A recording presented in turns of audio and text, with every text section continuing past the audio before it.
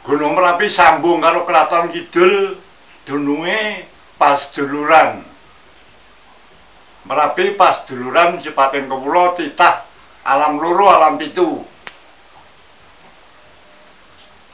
Tugu Kraton Yojo habis 9 pas duluran Kraton Kidul.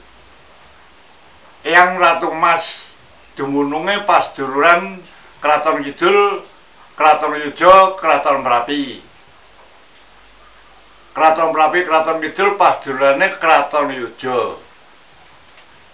Kekadangan mulan dikaik tenger tugu tengah-tengahnya Bater Merapi, Bater Kraton Kidul.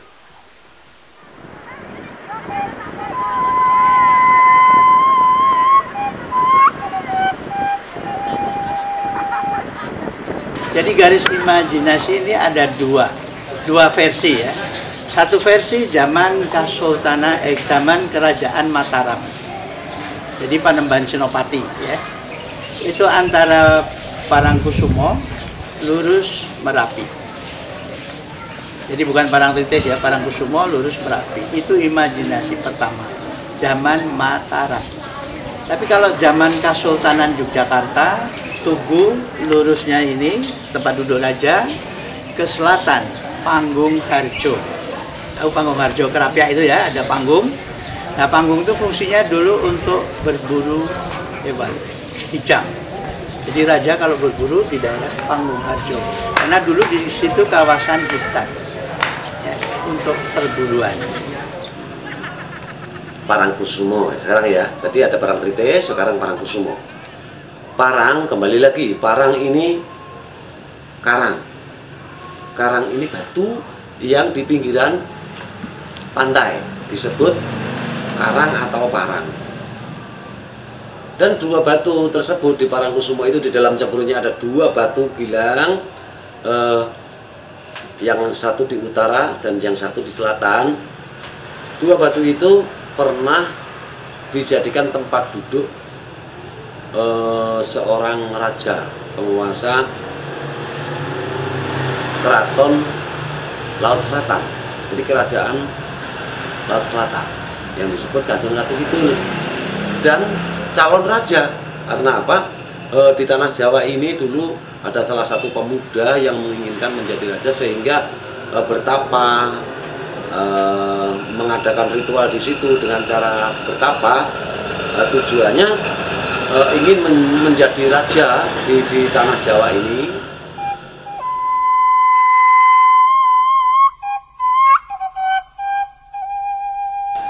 Yang pertama, Panggung Kerapiak berdiri sejak dari Sri Sultan yang pertama hingga sampai sekarang, dan kegunaannya itu dari Sri Sultan yang pertama sampai keempat itu digunakan. Tapi sampai yang kelima sampai yang sekarang itu sudah tidak lagi digunakan oleh keraton dan para abdi dalam keratonnya. Terus kenapa itu termasuk garis imajinernya Jogja? Itu dari Merapi, Tugu Jogja, Keraton dan Panggung Kerapiak itu ada hubungannya. Kalau keraton ke Merapi itu pintu masuknya dari ringin utara keraton itu. Terus kalau ke pantai selatan itu masuknya dari Panggung Kerapiak kalau orang dulu. Terus tandanya itu dari gapura yang ada di samping Panggung Kerapiak, yaitu dua pohon asem kembar.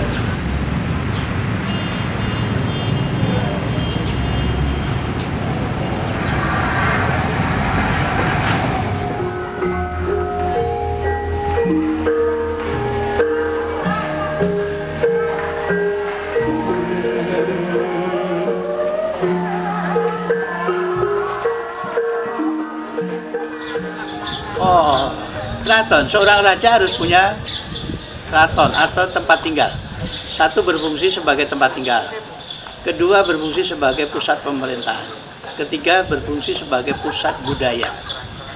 Khususnya budaya Jawa, karena ini keraton Yogyakarta, Jawa ya. Kalau di Palembang ya keraton Palembang, budaya Palembang. Ya kan? Nah, itu jadi pusat sebagai tempat tinggal, Raja bersama keluarganya, pusat pemerintahan, pusat budaya. Ya nggak?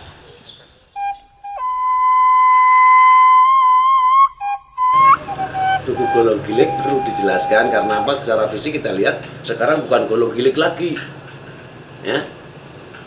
Iya, Tugu Yogyakarta bukan Golong Gilik lagi itu, Mas, ya. Karena apa? Tugunya, tiangnya itu sudah persegi 4 kotak, kan begitu ya. Lalu di atasnya bukan golong lagi, tapi apa? Kerucut atau tajam. Nah, jadi makna yang kemarin itu Golong Gilik atau merupakan apa ya, komitmen yang sudah menjadi komitmen gitu ya. Golong Gilik artinya satu tekad lah ya, satu tekad untuk menuju ke vertikal atau Merapi lukisannya, menuju kepada Yang Maha Kuasa, kan begitu ya.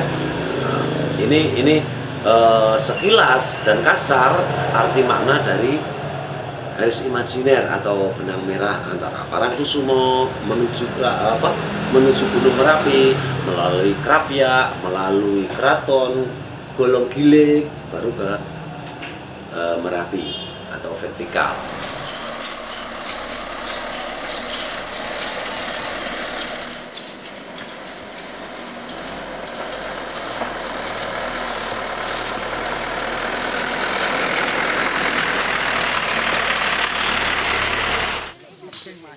Merapi Prapen, terus Prapen kuwi jaman empu Nabi Wali, kuwi gawe pandhe wujude gawe pusaka keris. Empu Gandeng Sedo temurun Empu Permadi, Empu Prabu Anom. Kang nguwasani tekan seprenene, mulane jenengane nek biyen iki Prapen, nek saiki Merapi iki Murakabi Kepulauan ngarep Merapi. Manane Merapi kuwi gawe pusaka keris, tumbak, sak pituré zaman penjajah biyen. Urung ana alat bedil, urung ana alat tetek bengek, isine pusaka kraton. Mulane keraton ngejak seduluran Merapi merga ana panguwasane kabeh kerajaan kraton duwe panguwasa pusaka empu.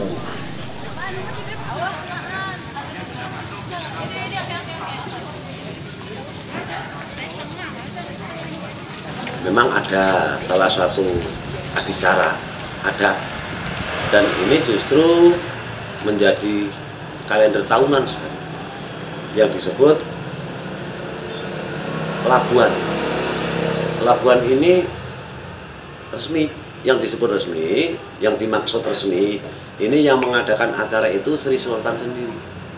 Mulai Sri Sultan yang pertama, yang tadi asal mulanya dari Jebeng Danang Sutawijoyo, beliau menjadi Panembahan Senopati Hingalogo, ya, Sayyidin Khalifatullah Panotogomo, dan raja berikutnya, artinya generasi sampai ke sekarang ini. Nah, beliau memiliki salah satu acara spiritual yang disebut Labuan, nama Labuan atau Labuan Dalem. Ini beliau mempersembahkan salah satu keyakinan sesajian, ya, antara lain dari kain-kain ageman dalem yang baru maupun yang sudah pernah diagem atau pernah dipakai atau lawasan, ya, itu dilarung atau dihanyutkan ke laut. Tujuannya apa? Tujuannya selain melestarikan tradisi dan budaya dari kakek moyangnya, seperti itu. Dan tidak ada lain tujuan kecuali hanya satu, di Yogyakarta dan sekitarnya, lebih luas lagi, Republik Indonesia ini ayom-ayom tentrem, jauh dari arah apapun. Itu tujuan dari Ngersot Dalem. Drengki Serai ora gelem. Antarane Ibu Ratu habis 9 Yojo Merapi manunggal jadi siji. Mergo apa? Jalure lempeng. Geger lindu.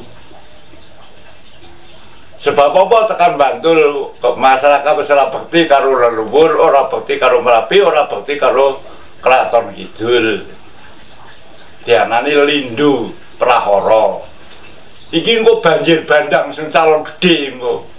Merapi ngangeti kewulane kon do eling. Mangeti sak kabeh leluhur wiwit Bapak Biyung tekan Adam Hawa.